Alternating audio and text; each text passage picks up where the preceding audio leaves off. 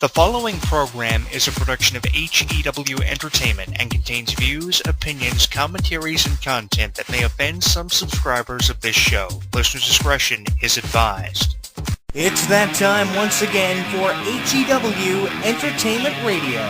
And that's all I got to say about that. Hosted by Jonathan Clarke. The beat! The man! You gotta beat the man! Woo! Be sure to join us in the live chat room during the show. Hulkamania is running wild like it's never ran before. Call us on one of our request lines. If you live in the United States, call us at 1-641-985-7800, box number 3729280. If you're from Canada and would like to call us from 1-647-724-4194, box number 3729280. Long distance charges may apply in some areas. I've been the world heavyweight champion 10 times. Or you can always drop us a line at MySpace, myspace.com/HEW Entertainment. And you will rest in peace.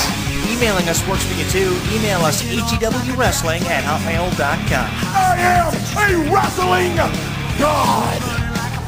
JBL.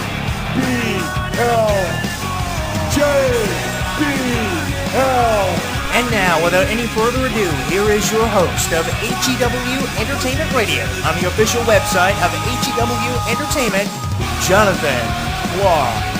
The champ is here.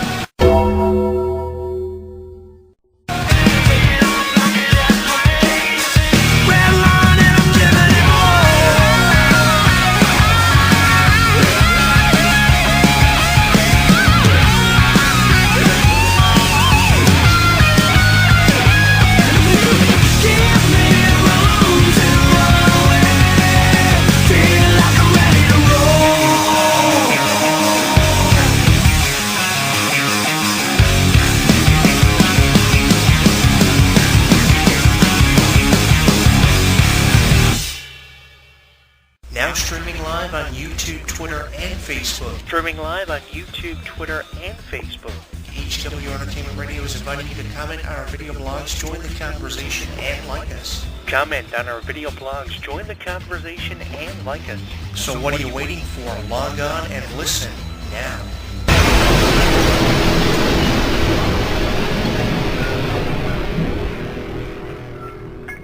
Don't miss out on any of the action. Download our app on the App Store, Google Play, and the official website of HEW Entertainment. Once you download and install it, you'll get caught up on news, YouTube videos, and more. Download it now.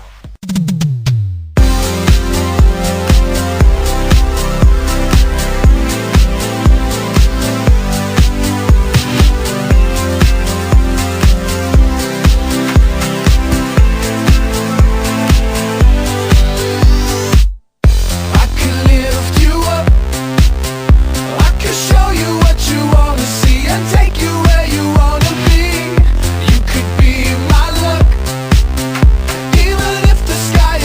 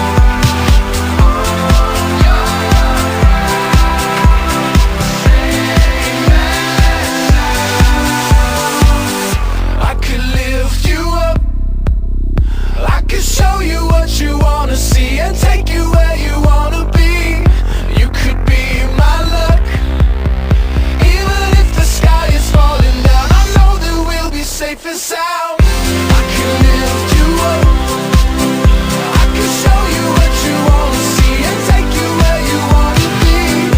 You could be my love, even if the sky is falling down. I know that we'll be safe and sound. We're safe and sound. We're safe and sound. We're safe and sound. We're safe and sound. We're safe and sound. We're safe and sound. We're safe and sound. We're safe and sound.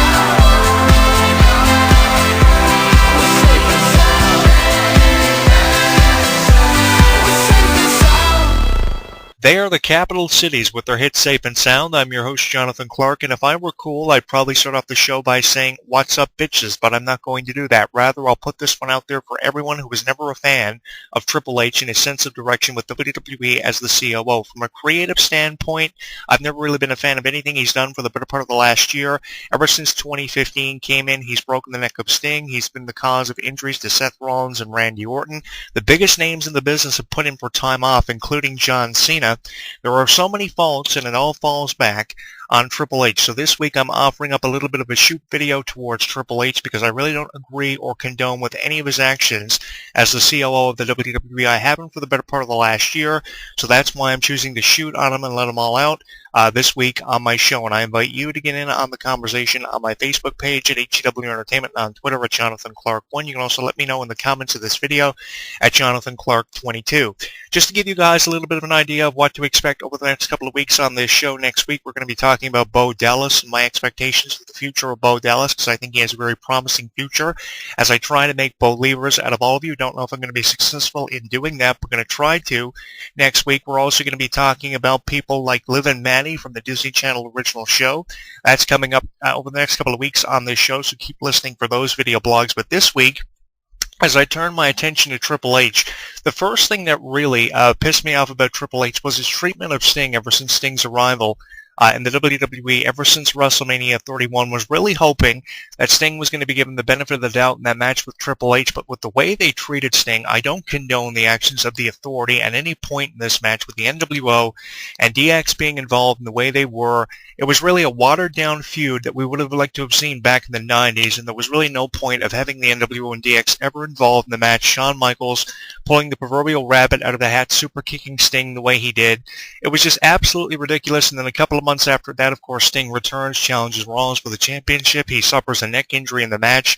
The way they stopped the match, had the doctor come out and check on him, and then Sting, of course, being very professional, finishing the match the way that he did. I had a lot of respect for Sting doing that and going through with finishing the match, being curb stomped into the match, eventually pinned by Seth Rollins. But, I mean, they made Sting look absolutely ridiculous. He deserved a lot better than what he got in that match. Along with Sting's injury, we've seen injuries of Seth Rollins eventually breaking down after months of having to defend the championship, and Randy Orton suffering a shoulder injury. All of Triple H's favorites seem to have been put on the DL, and it all falls back on Triple H. Who else really can we point the finger of blame at right now? Either Triple H or Stephanie McMahon are really at the forefront of everything that's gone wrong with the business, and I don't think I'm wrong in having said anything that I have about Triple H, at least over the last year. 2015 has to be the worst year of Triple H's professional life, of either his wrestling career or in the role of being COO of the WWE. I mean, what really creatively, from a creative standpoint, has Triple H offered us? Nothing really to be proud of. All he's offered us is things to complain about over and over and over. And I'm tired of seeing the same ridiculous things happening on wrestling all the time.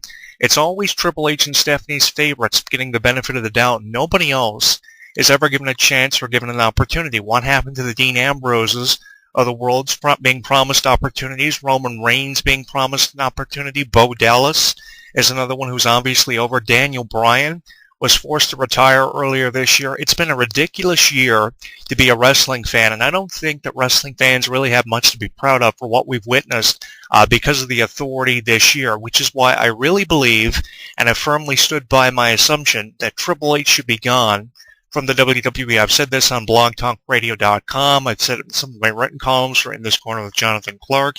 And am I wrong with having said anything that I have about the Authority and their sense of direction? I don't think I am, especially when it comes to someone like Triple H. The best thing that I read on a professional wrestling news website. I think it was ProWrestling.net that was actually posted on my Facebook page as one of the half-hour updates.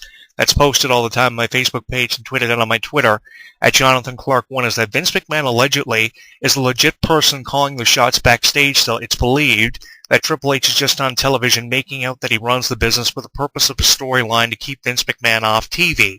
And I said, thank God for that. At least WWE has some sense of direction from a creative standpoint when it comes to Vince McMahon. But I find myself sometimes more than often doubting